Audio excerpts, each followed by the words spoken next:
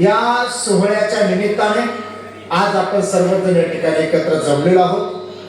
त्यात प्रामुख्याने उपस्थित असलेले आपणा सर्वांना सुपरिचित असणारे आदरणीय श्रद्धेय परमपूजनीय पांगरी निवासी सुदर्शन मुनी दादाजी, त्याचप्रमाणे ज्यांनी आपलं संपूर्ण जीवन आपल्या सर्वांच्या धर्मवृद्धी करता या ठिकाणी समर्पित केलं, ते या मंदिराच्या संचालिका आदरणीय श्रद्धेय पूज्य तपस्विनी देवीताई, आदरणीय आमचे जगन्नाप्पा, या कार्यक्रमाच्या निमित्ताने जमलेले सर्वच मरळ निवासी आणि परिसरातून आलेले सर्वच सद्भक्त। आज श्री दत्तात्रय प्रभूंचा अवतार दिन आहे आणि नेहमीप्रमाणे मी पहिल्यांदाच स्पष्टीकरण करतो की आपल्या सामान्य भाषेमध्ये आपण जयंती म्हणतो। आज काय आहे तर दत्त जयंती आहे असं आपली सरळ एक बोलणेपर भाषा आहे। एक व्यवहाराकरता ठीक आहे, बोलण्याकरता ठीक आहे, पण वास्तविक परमेश्वराची जयंती होत नसते, लक्षात घ्या। कारण ज्याची जयंती असते त्याची पुण्यतिथी सुद्धा होते। जयंती कुणाची होते त्याची पुण्यतिथी होते, आणि ज्याची पुण्यतिथी होते त्याची जयंती असू शकते। आणि म्हणजे ज्याचा जन्म आहे आणि ज्याचा मृत्यू आहे त्याची जयंती आणि पुण्यतिथी साजरी होत असते। भगवंत परब्रह्म परमेश्वर हा अनादीचा आहे, याला जन्म मृत्यू नाहीये, याच्या पलीकडे आहे तो। म्हणून भगवंताचा जन्म होत नसतो, भगवंत अवतार घेत असतात। अवतार म्हणजे वरून खाली येणे, सरळ शब्दाचा अवतार शब्दाचा अर्थ असा आहे वरून खाली येणे, म्हणजे भगवंत स्वतः वरून या ठिकाणी येतात, हा अवतार आहे। पण याला जयंती म्हणण्याचं कारण असं का तुमच्या आमच्यासारख्या सामान्य जीवांना नेमका या सोहळ्याचा अर्थ कळावा, म्हणून इतर जशी महापुरुषांची थोर संतांची जयंती होते तशी देवाची सुद्धा आपण जयंती म्हणत असतो। वास्तविक परमेश्वराची जयंती नसते, हा अवतार दिन आहे। आणि आज ज्या अवताराचा अवतार दिन आपण संपन्न करण्याकरता इथे एकत्र जमलो ते म्हणजे या परमार्गाचे आदि कारण, या सर्वज्ञ श्री चक्रधर स्वामींनी कलियुगामध्ये स्थापन केलेल्या मानव पंथाचे आदि कारण श्री दत्तात्रय प्रभूंचा अवतार दिन आहे। आणि या अवताराची एक विशेषता आहे का हिंदू धर्मातल्या सगळ्या संप्रदायांचं मूळ जर शोधत शोधत गेलं ना तर ते श्री दत्तात्रय प्रभूंपर्यंत पोहोचतं। कोणताही संप्रदाय असू द्या, नाथ संप्रदाय असू द्या, आनंद संप्रदाय असू द्या, शैव असू द्या, वल्लभाचार्य, कोणताही संप्रदाय असू द्या, पण सर्व संप्रदायाचं मूळ हे श्री दत्तात्रय प्रभूंपर्यंत पोहोचतं।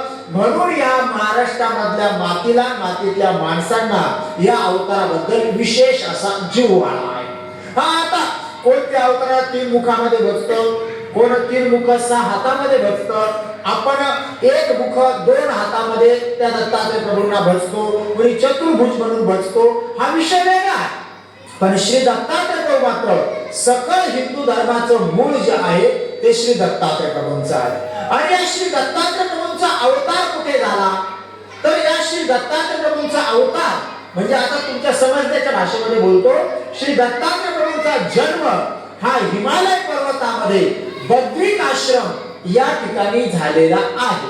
बद्रिक आश्रम, आता बद्रिक आश्रम म्हणजे काही गाव नाहीये, गाव नाही तर श्री दत्तात्रय प्रभूंचे जे या कृतयुगाच्या शेवटी आणि त्रेताच्या सुरुवातीला श्री दत्तात्रय प्रभूंचा अवतार झाला।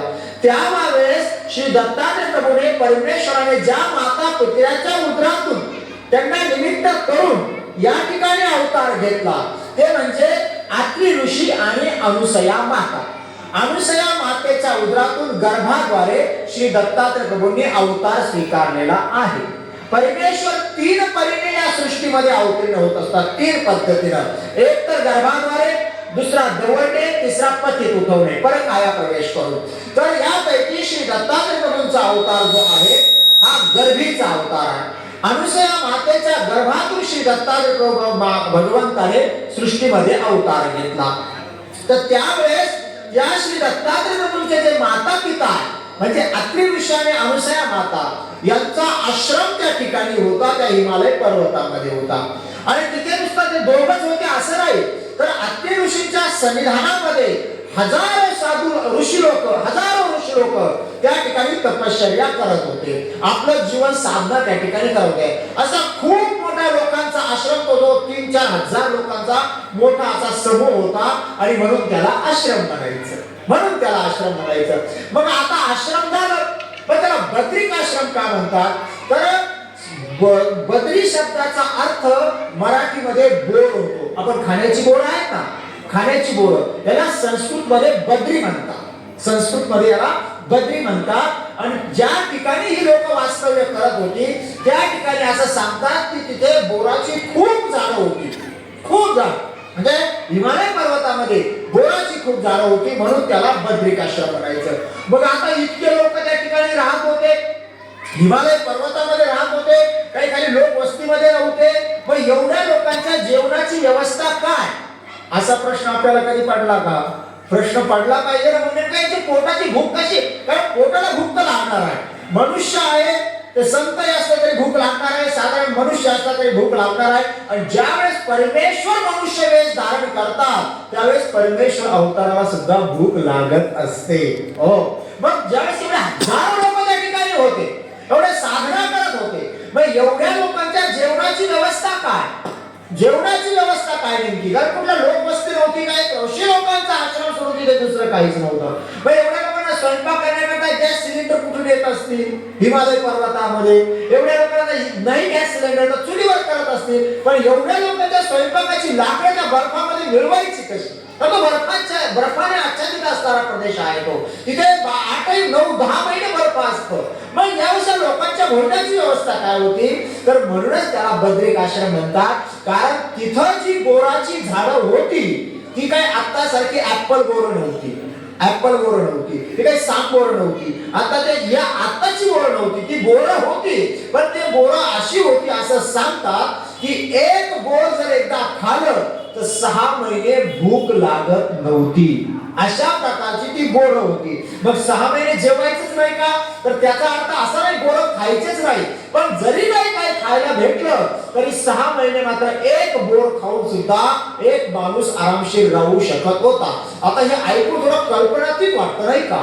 कल्पनेच्या पलीकडे वाटतं का असं कोणतं बोर आहे, असं कोणतं फळ असू शकतं का जे खाल्यानंतर 6 महिने भूक लागणार नाही? असं कुठं शक्य असेल का? जे जास्तच एज्युकेटेड झाले त्यांच्या डोक्यामध्ये असे प्रश्न येतात, हे असं असू शकतं का? असं कसं काय होईल? साधारण आता 6 महिन्याचं जाऊ द्या, बोरांचं जाऊ द्या, पण आता या सायन्सच्या युगामध्ये, आता या विज्ञानाच्या युगामध्ये अशा प्रकारची लिक्विड तयार केलेली आहे का जर एखाद्याला या तोंडाचा काही प्रॉब्लेम झाला, त्याचं जर शिवलं आणि ते जर बंद ठेवावं लागलं तरी तो माणूस मरतो का? नाही. त्याला लिक्विडद्वारे, अशा पद्धतीचं लिक्विड त्याच्या शरीरामध्ये सलाईनद्वारे म्हणा, इंजेक्शनद्वारे असं सोडल्या जातं का जेणेकरून त्याची भूक थांबते, त्याला भूक लागत नाही, का तो तोंडाने काही खाऊ शकत नाही, तर लिक्विडने त्याची भूक भागवल्या जाते. अगदी इतकंसं बाटली आहे औषधाची तर त्याने सुद्धा भूक, एक इंजेक्शन सोडलं तरी त्याला भूक लागत नाही. पण आताच्या युगात तरी लिक्विडची पद्धती आहे, तरी लिक्विड तर काही उपजत नाहीये.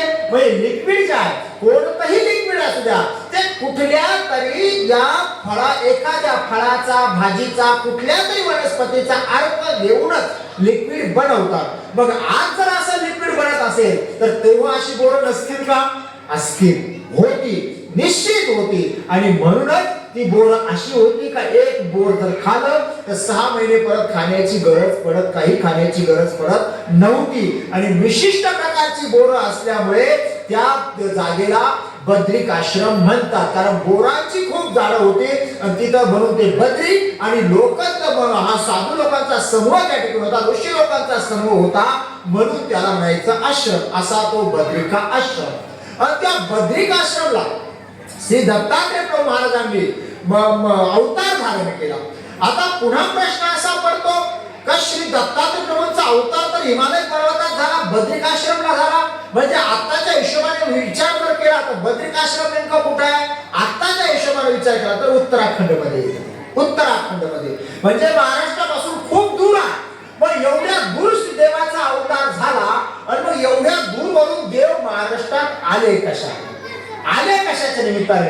बरं, आलेच नाही, ही महाराष्ट्राची भूमी इतकी पावन आहे, ही महाराष्ट्राची भूमी इतकी पवित्र आहे का श्री दत्तात्रय प्रभू एकदा आले ना तर इथं श्री दत्तात्रय प्रभू रमून गेले.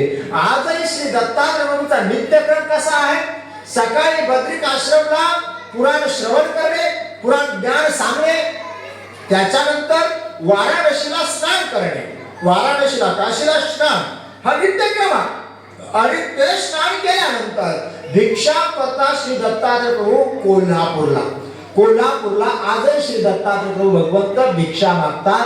आणि ती मागितलेली भिक्षा कुठे येऊन ग्रहण करतात? तर पांचाळेश्वरला येऊन ग्रहण करतात. आणि पांचाळेश्वरला भिक्षा ग्रहण झाली, थोडीशी विश्रांती झाली का निद्रे करता माहूरला श्री दत्तात्रय प्रभू महाराज पोहोचतात. बरं, ते काही एका ठराविक महिन्यापुरतं नाही, फक्त मार्गशीर्ष महिन्यापुरतं नाही, किंवा फक्त एका वर्षापुरतं नाही, किंवा धोंड्याच्या महिन्यापुरतं नाही, तर 12ही महिने श्री दत्तात्रय प्रभूंचा हाच नित्यक्रम आहे. आणि हा फक्त कलियुगातला नाही, तर जेव्हा कृताच्या शेवटी त्रेताच्या सुरुवातीला देवाने अवतार घेतला तेव्हा तोच क्रम, पूर्ण त्रेता युगाचे 16 लाख वर्ष तोच क्रम, नंतर द्वापार युगाचे 8 लाख वर्षाचा तोच क्रम, आणि आता कलियुगाचे 5230 वर्ष झाले अजूनही तोच क्रम.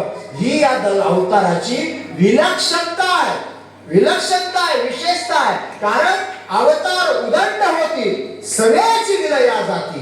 शास्त्रकार सांगतात की अवतार तर खूप होतात ना, युगांचे भगवंत गीतेमध्ये सांगतात संभवामी वेगे, प्रत्येक युगामध्ये मी अवतार घेतो. पण अवतार कशा करता घेतो? तर धर्म संस्थापनार्थ आहे, धर्माची पुनर्स्थापना करण्याकरता आम्ही या सृष्टीमध्ये अवतार घेतो. अवतार कार्य झालं की आम्ही अवतार सोडून देतो. ते खरं आहे. श्रीकृष्ण चक्रवर्ती भगवंताचा अवतार द्वापार युगामध्ये झाला, पुढे अवतार कार्य भगवंताचं पूर्ण झालं, धर्माची पुनर्स्थापना केली, वाईट लोक संपवली, पांडवांना राज्य दिलं, धर्माची पुनर्स्थापना केली. आणि एका बाणाच्या टोकाला निमित्त करून श्रीकृष्ण चक्रवर्ती भगवंताने आपला देह त्याग केला. बरोबर आहे की नाही? आता बरं, तो बाणही कुठे लागला होता? श्रीकृष्ण भगवंताला छातीत लागला होता का? गळ्यात लागला होता का? पोटात लागला होता का? नाही. कुठे लागला? पायाच्या अंगठ्याच्या टोकावर. आता ज्यानं कालियाच्या फणावर बसून थै नाच केला, कालियाचं विष त्याचं काही बिघडू शकलं नाही. मोठे मोठे शस्त्र ज्या श्रीकृष्ण भगवंतावर चालले, ते शस्त्र भगवंताचं काही बिघडवू शकले नाही. हा एक बाणाला टच झाला, बोट्याला अंगठ्याला टच झाला म्हणून का लगेच शरीर सोडायची गरज पडते का? काही गरज, तसं काही आवश्यकता म्हणजे त्याने काही होऊ शकत नव्हतं. पण अवतार कार्य पूर्ण झालं होतं आणि अवतार सोडणं गरजेचं होतं. त्या बाणाला निमित्त केलं आणि श्रीकृष्ण चक्रवर्ती भगवंताने अवतार सोडला, मायापुराचा त्याग केला, म्हणजे आपल्या भाषेमध्ये देह त्याग केला. बरं, शरीर कसं सोडलं श्रीकृष्ण चक्रवर्ती भगवंताने? ते सांगतात कर्पूर कलज्जिकावत, म्हणजे कापूर आहे ना, कापूर कोणता? आता हा केमिकलचा नाही बरं का, भीमसेनी कापूर. तो जर असा उघडा ठेवला ना तर त्याचं ऑटोमॅटिक तो गायब होऊन जातो, त्याचं काही अस्तित्व शिल्लक राहत नाही आणि गेला कसा हेही दिसत नाही. श्रीकृष्ण चक्रवर्ती भगवंताने अशा पद्धतीने आपला मायापुराचा त्याग केला. आता असे जाण्याला टेकून बसलेले होते, बाण लागला आणि असं शरीर अदृश्य झालं, कापुरासारखं अदृश्य झालं. म्हणजे अवतार कार्य पूर्ण झालं तर अवतार सोडतात. श्री चक्रपाणी महाराजांनी कामाख्यानिमित्त ते अवतार सोडला. गोविंद बाबांनी 125 वर्ष विदर्भात राज्य केलं, अवतार कार्य पूर्ण झाला, अवतार सोडून दिला. सर्वज्ञ श्री चक्रधर स्वामींनी अवतार घेतला. 700-800 वर्ष आतापर्यंत झाले. आता ती वयस्करणी विद्या स्वीकारली. त्यामुळे स्वामींनी जे शरीर धारण केलेलं आहे हरिपाद देवाचं, त्या वयस्करणी विद्येमुळे त्या शरीराला 1000 वर्षाचं आयुष्य प्राप्त झालेलं आहे. आणि त्यामुळे 1000 वर्ष पूर्ण होईपर्यंत सर्वज्ञ श्री चक्रधर स्वामींचा अवतार विद्यमान आहे. म्हणजे अजून 2-250 वर्ष भगवंताचा अवतार विद्यमान आहे. एकदा का ते 1000 वर्ष पूर्ण झाले का सर्वज्ञ श्री चक्रधर स्वामी अवतार सोडून देणार आहे. अवतार कार्य पूर्ण झाले की भगवंत अवतार सोडून देतात. अवतार उदंड होती, सगळ्याची विलया जाती. पण पुढे ते सांगतात तैसी नववे श्री दत्त मूर्ती. हा श्री दत्तात्रय प्रभूंचा अवतार आहे ना, हा त्या प्रकारातला नाही बरं का. अवतार कार्य झालं, अवतार सोडून दिला, या पद्धतीला नाही. तैसी नववे श्री दत्त मूर्ती नाश कल्पांती नववे. कल्पांती या श्रीमूर्त दत्त मूर्ती श्री दत्तात्रय प्रभूंनी जी मूर्त धारण केली आहे तिला नाश नाही. तो 4ही युगामध्ये विद्यमान असणारा एकमेव अवतार म्हणजे श्री दत्तात्रय प्रभूंचा अवतार आहे. ही या अवताराची दुसरी विलक्षणता आहे. दुसरी विलक्षणता आहे. बरं, नित्यक्रम पक्का आहे. स्नान, भिक्षा, भोजन, निद्रा अगदी पक्का आहे. पण एवढं बद्रिकाश्रमला ते अवतार धारण केला आणि मग हा सगळा क्रम देवाचा ठरला कसा? तर हा सगळा क्रम ठरण्याच्या पाठीमागे कारण असं घडलं का देवल्य नावाचे ऋषी होते. देवल्य नावाचे ऋषी, या ऋषीची तपस्या खूप मोठी होती, तपश्चर्या खूप मोठी होती. आणि आता तपश्चर्या वाढली, ज्ञान वाढलं, अधिकार वाढला. आणि जसं ज्ञान येतं, शास्त्र ब्रह्मविद्याचं वर्णन आहे, ज्ञानापाठी अहंकार उपजते. म्हणजे ज्ञान झालं की ज्ञानाच्या पाठीमागे अहंकार हा जोडूनच येत असतो. बरं का, हे खूप अवघड आहे. का ज्ञान झाल्यानंतर अहंकार न येऊ देणे ही खूप मोठी तपस्या आहे.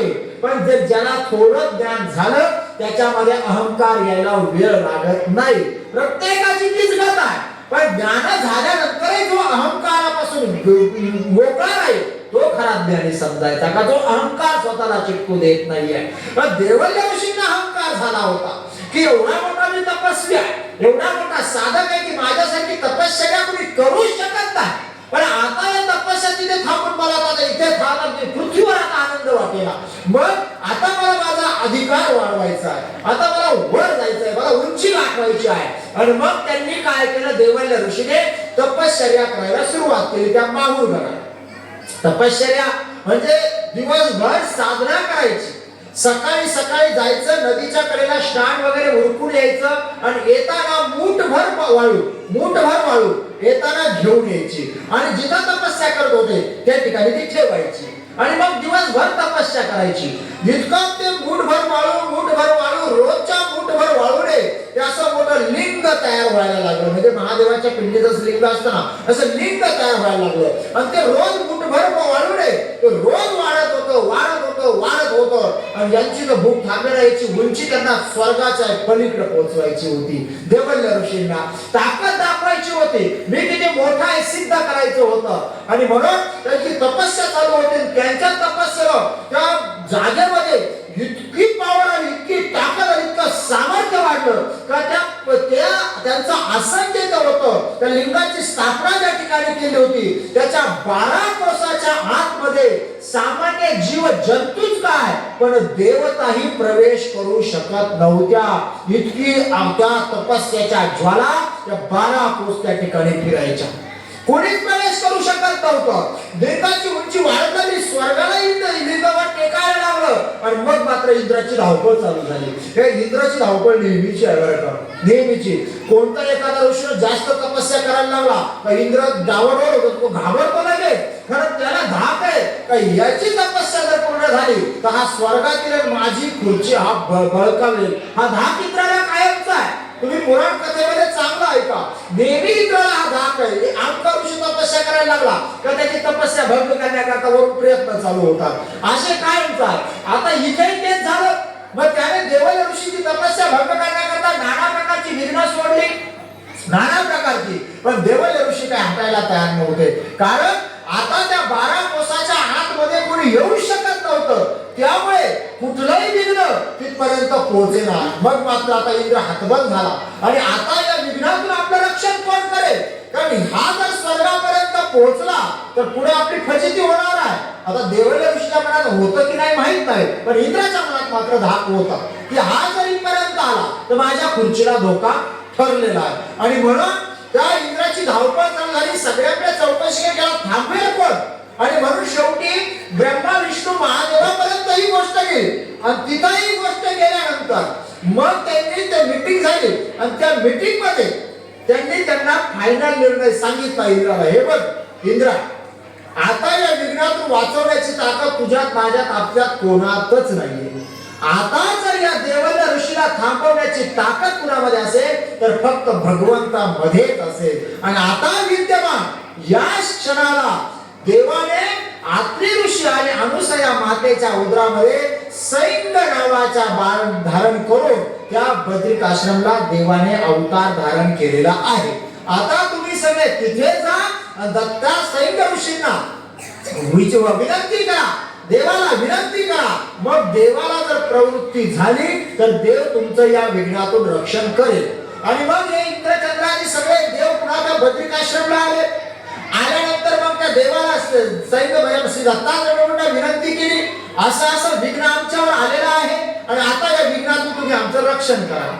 आता श्री दत्तात्रय प्रभूंना सुद्धा महाराष्ट्राचा मोह इकडे यावंच वाटत होतं, कारण जगाच्या पाठीवर देवाचा अवतार कुठेही होऊ द्या, जगाच्या पाठीवर संत कुठेही उदयाला येऊ द्या, पण महाराष्ट्राच्या मातीमध्ये आल्याशिवाय परमेश्वरही अवतार सोडत नाही आणि संत सुद्धा आपला देह त्याग करत नाही.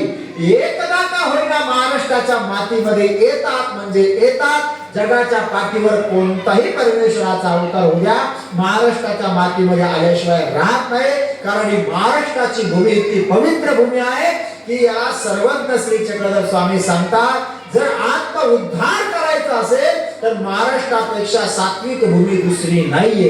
हो, इतकी पवित्र भूमी आहे. आणि म्हणून श्री दत्तात्रय प्रभूंना इकडे येण्याचा हेतू असेलच कदाचित, आणि म्हणून देवाने त्यांच्या विनंतीला मान दिला आणि देवाने सांगितलं, अभय दिलं, काही घाबरू नका, मी करतो निवारण सगळं. आणि मग श्री दत्तात्रय प्रभू आता बद्रिकाश्रमवरून माहूरला येण्याकरता निघाले. आता निघाल्यानंतर शास्त्रामध्ये 2-3 ठिकाणचं वर्णन आलेलं आहे. येता येता श्री दत्तात्रय प्रभू महाराज गोवर्धन पर्वतावर थोडा वेळ थांबले, असं एका ठिकाणी वर्णन आहे. जुनागड पर्वतावर ते एका ठिकाणी थांबले, असं एका ठिकाणी वर्णन आहे. असो, पण ते येत श्री दत्तात्रय प्रभू महाराज माहूरला पोहोचले. आणि जसे श्री दत्तात्रय प्रभू आल्यानंतर देवल्य ऋषी नेमके आपले स्नान करण्याकरता नदीवर गेलेले होते. आणि म्हणून श्री दत्तात्रय प्रभू भगवंत आले आणि त्या देवल्य ऋषीच्या व्याघ्रासनावर सरळ जाऊन त्या ठिकाणी बसले. बसल्यानंतर थोड्या वेळ देवल्य ऋषी आले आणि आल्यानंतर त्या देवल्य ऋषीने दुरूनच बघितलं की माझ्या आसनावर कुणीतरी एक येऊन बसलेला आहे.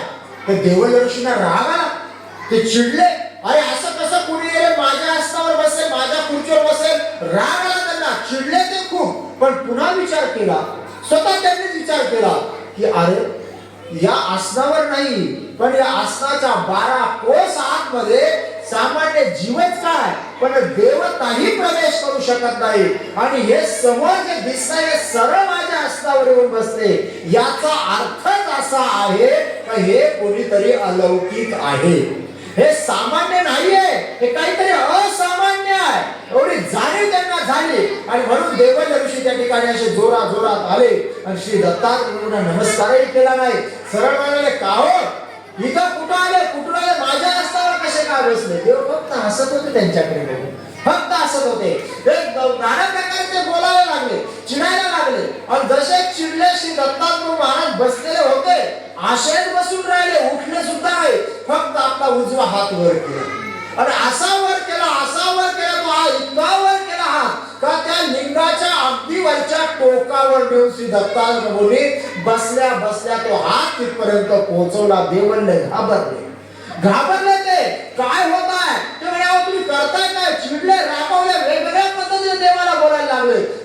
जसं ते बोलत होते श्री दत्तात्रय महाराजांनी ते लिंग जमिनीमध्ये दाबायला सुरुवात केली. वरून त्याच्यावर दाब टाकण्याचे लिंग खाली जमिनीत चाललं. ते देवल्य ऋषी म्हणतात, अहो मी एवढी तपश्चर्या केली, तुमचं मी काय नुकसान केलंय, थांबवणं हे सगळं. नाना प्रकारे विनंती चिडून म्हणतायत, रागावून म्हणतायत, विनंती करतायत, थांबायलाच तयार नाही. त्यांचा अहंकार जोपर्यंत संपत नव्हता श्री दत्तात्रय भगवंत थांबेच ना. आणि शेवटी देवल्य ऋषींचा अहंकार संपला आणि त्यांच्या लक्षात आलं, आता इथे कशानेच काम होणार नाही, आता इथे आपलं काम होईल तर फक्त नम्रतेने होणार. आता नम्रतापूर्वक शरण जरी गेलो तरच आपलं काहीतरी अस्तित्व शिल्लक राहील. आणि म्हणून श्री दत्तात्रय प्रभूंनी त्या देवल्य ऋषीने श्री दत्तात्रय श्री दत्तात्रय प्रभूंना श्री चरणावर पडला आणि विनंती करायला लागला की देवा, कमीत कमी माझी आठवण म्हणून का होईना, पण या ठिकाणी थोडस याचं अस्तित्व शिल्लक राहू द्या. आणि अशी जेव्हा विनंती केली, श्री दत्तात्रय प्रभूंनी त्या लिंगावरचा आपला पवित्र श्रीकर बाजूला घेतला. तोपर्यंत ते लिंग पूर्ण जमिनीमध्ये गेलं होतं. फक्त आउट हात म्हणजे 3.5 फूट ते लिंग जमिनीपासून वर राहिलेलं होतं. देवाने हात काढून घेतला आणि ते लिंग जसं आहे तसंच त्या ठिकाणी राहिलं. आजही आपण माहूरला गेल्यानंतर देव द्वेषाचं स्थान म्हणजे पाठीमागच्या बाजूला जे खोल असं जे लिंग नमस्कार करतो ते लिंगाला श्री दत्तात्रय महाराजांचा स्पर्श, त्या स्थानाला स्पर्श आहे, संबंध. आणि म्हणून ते काढला, हात काढला बाजूला.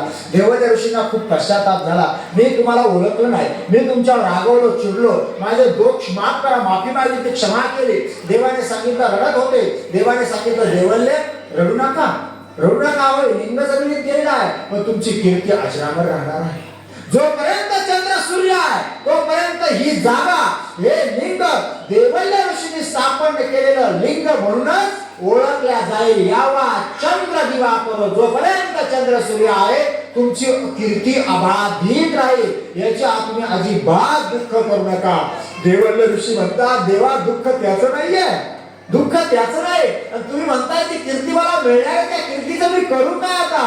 कारण आता देवल्यांना खरं ज्ञान झालं होतं. अहंकार संपल्यानंतर एकदा ज्ञानासोबत जो अहंकार येतो, जे अहंकार ज्ञानाला झाकावून टाकतं, तो अहंकार एकदा बाजूला झालं की मग शिल्लक राहतं फक्त नितळ ज्ञान, नितळ ज्ञान.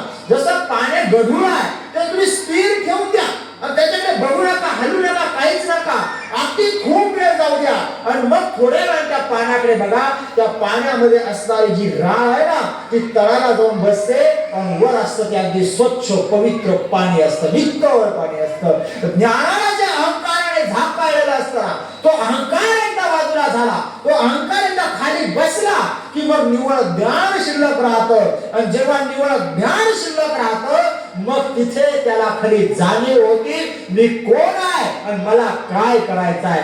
देवल्य ऋषी त्या स्थितीला पोहोचले होते. देवल्यांनी सांगितलं की देवा आता त्या कीर्तीला मी काय करू, आता मला कीर्तीची अपेक्षा नाही, आता मला काही प्राप्त करण्याची अपेक्षा नाही. भगवंता आता अपेक्षा एकच आहे, मला फक्त मोक्ष हवा आहे, मला फक्त मुक्ती हवी आहे, मला तुझ्या श्री चरणावर जावं आहे. देव तथास्तु म्हटलं, वर देव टाकला.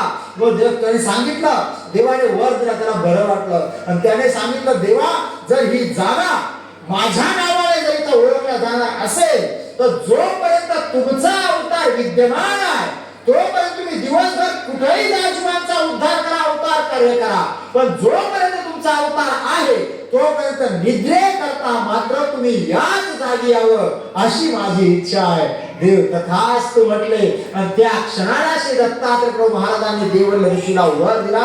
जोपर्यंत अवतार विद्यमान आहे तोपर्यंत निद्रे करता आम्ही या माहूरला, या जागेवरून आम्ही निद्रा करू असा वर श्री दत्तात्रयांनी दिला. आणि त्या क्षणापासून तर आजचा हा दिवस आहे आणि इथून पुढे जोपर्यंत युग आहे तोपर्यंत श्री दत्तात्रय भगवंत माहूरला निद्रेला येतात आणि येणार आहेत, यात अजिबात शंका नाही. याला प्रमाण काय? प्रमाण आहे त्याला. आज तुम्ही माहूरचं स्थान वंदन केलेलं आहे. ज्यावेळेस माहूरच्या स्थानाची निद्रा होते त्या ओट्यावर छान फुलांची आरास तयार केली जाते, मस्तपैकी छान असं वस्त्र त्याच्यावर टाकल्या जातं आणि मग तिथले जे साधक आहेत ते देवाची आरती वगैरे करून दाराची कडी कुलप पॅक करतात मंदिराची आणि झोपून घेतात. आणि जेव्हा प्रातःकाळी श्री दत्तात्रय महाराजांच्या स्थानाची निद्रा काढण्याकरता ज्यावेळेस पुजारी त्या ठिकाणी जातात, तुमच्यापैकी काही लोकांनी अनुभव घेतला असेल, नसेल घेतला तर ज्यावेळेस ते वस्त्र बाजूला करतात त्यावेळेस ती फुलांची आरास जी रात्री टाकलेली होती ती आरास असते त्यावेळेस त्याच्यावर एक मनुष्य झोपल्यानंतर जशी आकृती पडेल अशा पद्धतीने ते फुलं आजही त्या पाकळ्या अशा पद्धतीने दाबलेल्या सकाळी दिसतात. हे प्रमाण आहे की श्री दत्तात्रय प्रभू आजही त्या माहूरला निद्रे करता येतात. आश्रित पांचाळेश्वरची वेळ आहे का तिथे श्री दत्तात्रय महाराज प्रतिदिन भोजनाला येतात. कोल्हापूरची भिक्षा आहे, प्रतिदिनाचं आहे श्री दत्तात्रय महाराजांचं. आणि मग म्हणून ही महाराष्ट्राची भूमी आहे. या भूमीमध्ये श्री दत्तात्रय प्रभूंचं आगमन झालं. कशामुळे झालं तर देवल्य ऋषीमुळे झालं. आणि देवल्य ऋषीमुळे काय झालं? कारण देवल्य ऋषींचा अहंकार देवाला संपवायचा होता. अर्थात तो जीव अधिकाराचा होता, तो जीव तेवढ्या योग्यतेचा होता. म्हणून तर श्री दत्तात्रय प्रभूंचं त्याला दर्शन झालं, संबंध झाला, देवाचं साक्षात साकारशी मूर्तीचं दर्शन त्या देवल्य ऋषींना झालं. ते भाग्याचेच होते. पण निमित्त काय होतं त्यांचा अहंकार संपवण्याकरता देवाला महाराष्ट्रामध्ये यावं लागलं आणि इथे येऊन त्यांचा अहंकार संपवला. त्यांना योग्यतेच्या प्राप्तीच्या योग्यतेचं देवाने त्या ठिकाणी त्यांना बनवलं. चिंतन काय करायचं आहे का आपण श्री दत्तात्रेयांचा अवतार दिन हा प्रतिवर्षी साजरा करतो. मग प्रतिवर्षी हा अवतार दिन का साजरा करायचा? याचंही कारण तेच आहे का आपल्याला सुद्धा बऱ्याचशा गोष्टींचा अहंकार चिटकलेला असतो. हो, प्रत्येकाला आहे. कशाचा? तुम्ही मी कोणी यातून सुटलेला नाही. अहंकार प्रत्येकाला आहे. मला अहंकार आहे की मी माईकवर बोलतो, मी भाषण करतो, मी प्रवचन, मलाही अहंकार. असा प्रत्येकाला वेगवेगळ्या प्रकारचा अहंकार असतो. मग अवतार दिन का साजरा करायचा? तर अवतार दिनाच्या माध्यमातून या लेचं चिंतन करायचं आणि या लेच्या चिंतनातून देवाला एकच प्रार्थना करायची का देवल्याचा अहंकार तुझा संपूर्ण केला, तुझ्या प्राप्तीच्या योग्यतेचं केलं देवा. तसाच मला जाणवणार आणि न जाणवणारा अहंकार माझ्या हृदयामध्ये भरलेला आहे. हा अहंकार संपू दे आणि याची जाणीव आपल्याला व्हावी. म्हणून प्रतिवर्षी अवतार दिन साजरा करणं गरजेचं आहे. आपल्यात अहंकार काय? अवतार दिन आपण देवाकरता नाही करत आहे. हा आपला स्वार्थ आहे. आपल्या करता आपण देवाचा अवतार दिन साजरा करतो आहे. आपल्या उद्धाराकरता, आपल्या जीवाच्या कल्याणाकरता त्या देवाचा अवतार दिन आपल्याला साजरा करायचा आहे. आणि खरंच तुम्ही लोक किती भाग्याची आहे, तुम्ही लोक किती दैवाची आहे. तुम्ही विचार केला का? तुम्हाला माहित आहे का तुम्ही लोक किती भाग्याची आहे? विचार करा. देवाने अवतार कुठे घेतला? बद्रिकाश्रमला. अवतार कार्य करण्याकरता माहूरला आले, बरोबर की नाही? आणि त्या माहूरच्या सह्याद्री पर्वतावर देवरमले. सह्यांचळाचे चुळके जयाचे प्रभा मंगळ फांके. बघा ना, अवतार घेण्याकरता हिमालय पर्वत, पण सह्यांचळाचे चुळके जयाचे प्रभा मंडळ फांके. प्रभा मंडळ कुठे फांकलं? तर सह्याद्रीच्या रांगावर फांकलं. सह्याद्री पर्वत देवाला आवडला, देवाचा निवास केला. आता तुमच्या भाग्याचा तुम्ही विषय विचार करा की देवाने अवतार बद्रिकाश्रमला घेतला, अवतार कार्य माहूरला केलं, पण देवाचं एवढं प्रेम या तुमच्या गावावर, तुमच्या या गावामध्ये परिसरामध्ये असताना तुम्हा भक्तांवर, तुम्हा जीवावर, का देवानं त्या माहूरवरून देव विशेषाच्या रूपाने का होईना पण आपल्या या मरळ गावामध्ये येऊन विसावले. याचा अर्थ काय आहे? याचा अर्थ एकच आहे का आपण तुम्ही सर्व लोक देवाची लाडकी आहात. देवाची तुमच्यावर कृपा आहे. नाहीतर हे मंदिर या ठिकाणी बांधावं, ही परंपरा या ठिकाणी चलावी, तो विशेष पायी त्या ठिकाणी आणावा, इथे स्थापन करावा, देवाने या ठिकाणी एवढा अभिमान घ्यावा, याचा विचार 10 वर्ष अगोदर कुणी केला होता का? मरळ मधल्या लोकांना विचार करा. 10 वर्ष अगोदर तुम्ही हा विचार केला होता? स्वप्नात तरी वाटलं होतं का आपल्याला तर इथे एवढा सुंदर वैभव निर्माण होईल असं आपल्या मनात किंचित चुकून तरी शंका येत होती का? येत नव्हती ना. पण हे सगळं घडलं का? कारण देवाला तुम्ही सगळे प्रिय आहात. देवाला देवाची कृपा तुमच्या सर्वांवर करायची आहे. ही जागा देवाला आवडली, हे गाव देवाला आवडलं, हा परिसर देवाला आवडला, तुम्ही भक्त लोक देवाला आवडली, म्हणून देवाचं मन या ठिकाणी रमलं. आणि देवाने या सर्व तुम्हा लोकांच्या माध्यमातूनच का होईना, विशेष काही चालत नाही आला, तुम्ही लोकांनी चालत आणला. तुम्ही चालत होते देव घेऊन येताना, तर तुम्ही चालत होते का? ती ताकद तुमची होती का? असं कुणाला वाटत असेल तर विसरून जावं का की आमच्यात ताकद होती म्हणून आम्ही चाललो. आता चालून दाखवा, आता चालून दाखवा. अवश्य घरून जर तुम्हाला चक्कीत दळण दळायला जरी यायचं असलं ना, तुम्ही पायी नाही येऊ शकत. मोटरसायकल चालू करून तुम्ही गावात चक्कीवर दळण दळायला येतात. शेतामध्ये पाणी बदलायला जायचंय, बारा द्यायला तुम्ही पायी नाही जाऊ शकत, तुम्हाला मोटरसायकल लागते. त्याची ताकद नाही ती तुमची. माहूरवरून तुम्ही आला, जी तुमची ताकद नव्हती, त्या देवाने तुम्हाला दिलेली ती शक्ती होती, ती युक्ती होती, ती बुद्धी होती. आणि म्हणून तुम्ही लोक चालत चालत देवाला इथपर्यंत घेऊन आला. देवाची तुमच्यावर कृपा आहे, म्हणूनच देवाला तुम्ही इथपर्यंत आणू शकला. त्याची इच्छा जर नसती ना, तुम्ही किती प्रयत्न करावं, देव आलेच नसते, इथपर्यंत आलेच नसते ना. पण ज्या ती आले, नुसते आलेच नाही तर एवढा मोठा वैभव या ठिकाणी भगवंताने निर्माण करून घेतलं. याचा अर्थ असा आहे का देवाला ही जागा आवडली. तुम्ही लोकांनी त्या देवाला शरण गेला, परिपूर्णतेने शरण गेला. देवाला जसं अपेक्षा अपेक्षित आहे तशा पद्धतीने तुम्ही त्या भगवंताकडे नतमस्तक झाला.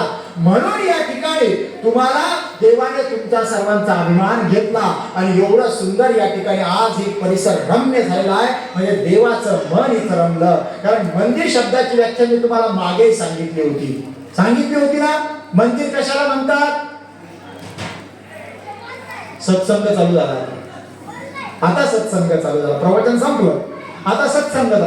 मंदिर कशाला म्हणायचं? दगडाचं, मातीचं, विटेचं, सिमेंटचं बांधलं म्हणजे मंदिर होईल का?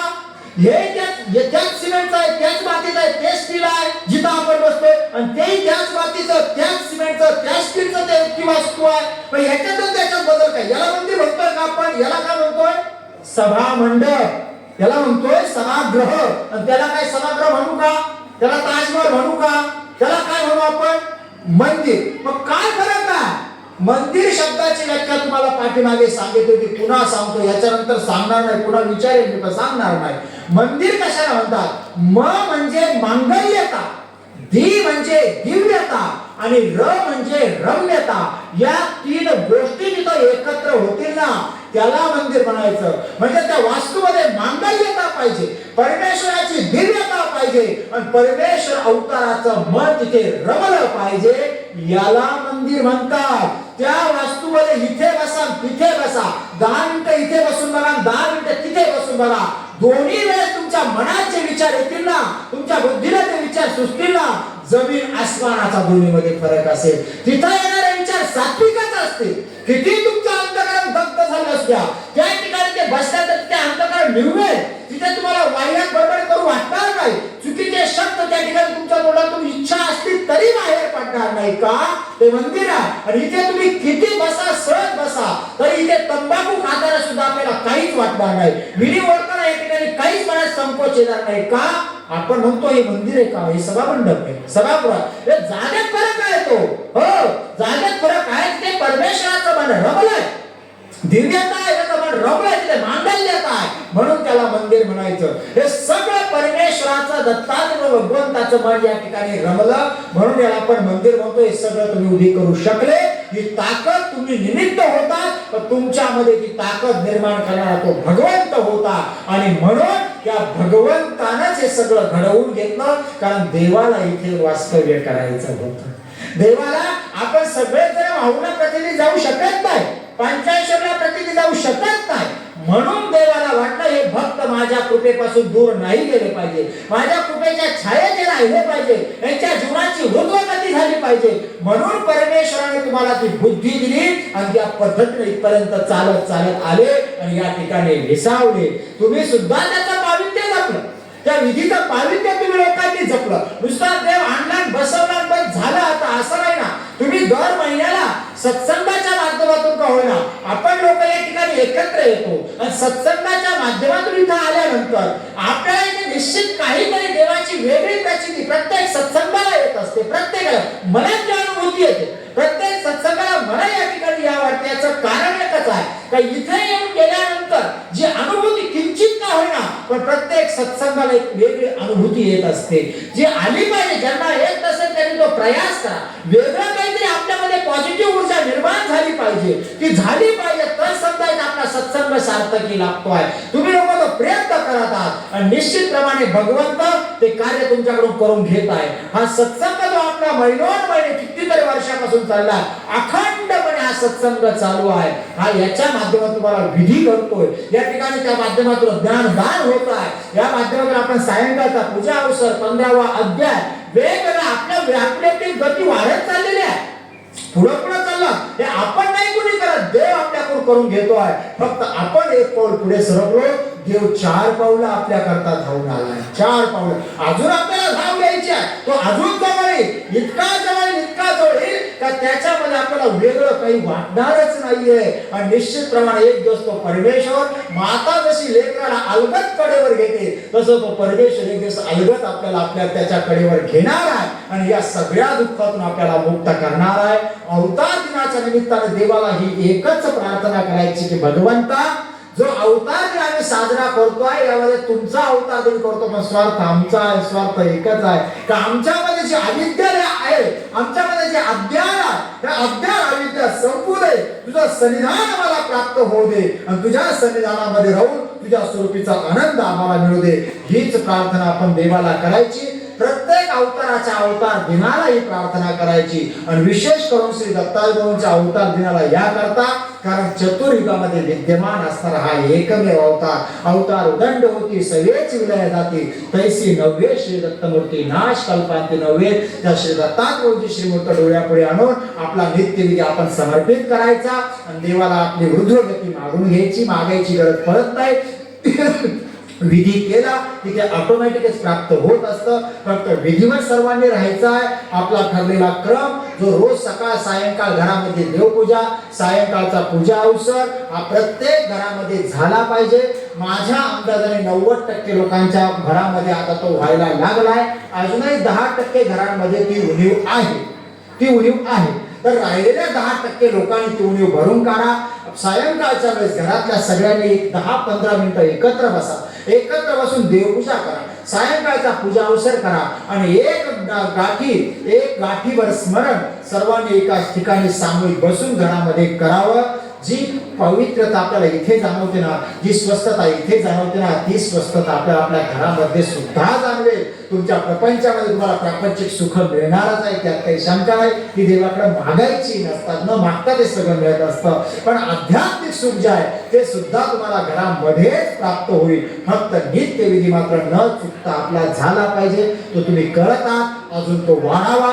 देवाने तुम्हाला ती ताकद द्यावी आणि परमेश्वराने तुमची ही सगळी क्रिया या ठिकाणी स्वीकारात घ्यावी. आज ज्यांचं अन्नदान आहे ते आदरणीय सदत्त कुटे परिवार यांचंही भाग्य आहे की एवढ्या पवित्र दिनाचं अन्नदान त्यांना घडताय. या अवतार दिनाच्या माध्यमातून ज्यांनी जी सेवा केली, तुम्ही सर्व भाग्यवान आहात. कोणी लाईट दिली असेल, कोणी 2 रुपये दिले असेल, कोणी डीजेची सेवा केली असेल, कोणी घोडावसर असेल, कोणी फूल आणलं असेल, कोणी नारळ, जे प्रत्येकाने केलेली सेवा आहे ही सेवा त्या भगवंताच्या स्वीकारात जाऊ. देवाने ती सेवा स्वीकारात घेऊ अशी परमेश्वराच्या श्रीचरणी प्रार्थना करून या महिन्याचा आपला हा सत्संग या ठिकाणी आज समारोप झाला. या महिन्यात